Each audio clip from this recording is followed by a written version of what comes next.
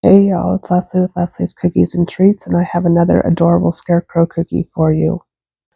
So as always, I'll leave links in the description for all of the supplies I used, but I'm using a 15-second royal icing, and I'm just going to outline the top of his hat and flood that in, and then I'll use my scribe to get the icing smooth. And I want to let that set up and dry, so I'm going to move down here and pipe an oval for his face, again using 15 to 20-second royal icing, and then using my scribe to settle the icing down and get it smooth. And then I'm going to pop this cookie in front of a table pan to set up for a little while and dry.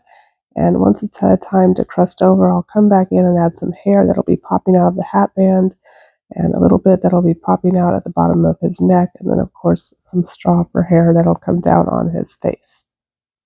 And while we let that straw set up a little bit, I'm going to put a big thick band of icing where the bottom of his hat will go, the brim of his hat will be, so that will be nice and puffy. And then I'm just going to give him a little neck down here at the bottom.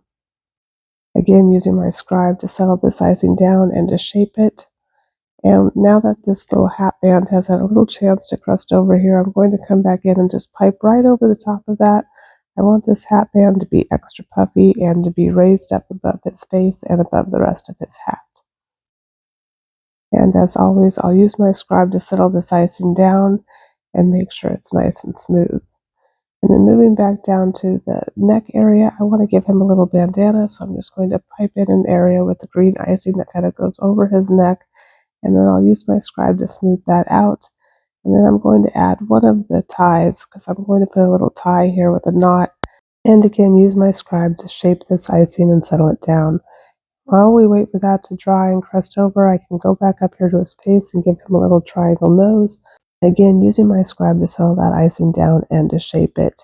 And now that the icing for the hat has crusted over, I'm just going to give it a little band of green icing here for the hat band. I can add a couple of eyes and then go down to the bottom and add another little tail to the bandana, and I'll let that set up and crust over before adding the knot. And then moving back up to the hat, I'm going to pipe a little heart right here on the hat brim and use my scribe to shape that, and then I'll put this back in front of the fan to dry. And now that the icing has crusted over, I'll just put a little ball of icing here for the knot on this bandana, and then I'll let the cookie dry completely. Okay, our Scarecrow has dried completely, and I'm just going to use an edible marker to add the final details onto this cookie. And then I'm going to add some lines to the bandana to give it a plaid look. And to finish it off, I'm going to use some edible dust to give him some rosy cheeks and to grunge up his hat and his scarf or bandana just a little bit. And I'll leave links in the description, like I said, of all of the products that I used.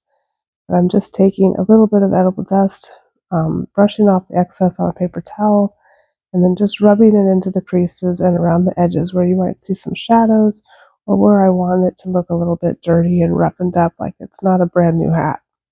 I like to start with a little bit of color and layer on more as needed so I don't have too much.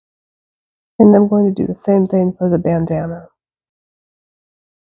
And here's a before the edible dust and after. Which one do you think is cuter? I think they're both cute, but I like the finished result after adding the edible dust. Thank you so much for watching. I hope that you stay tuned by hitting that like and subscribe button so that you can catch all of my new tutorials.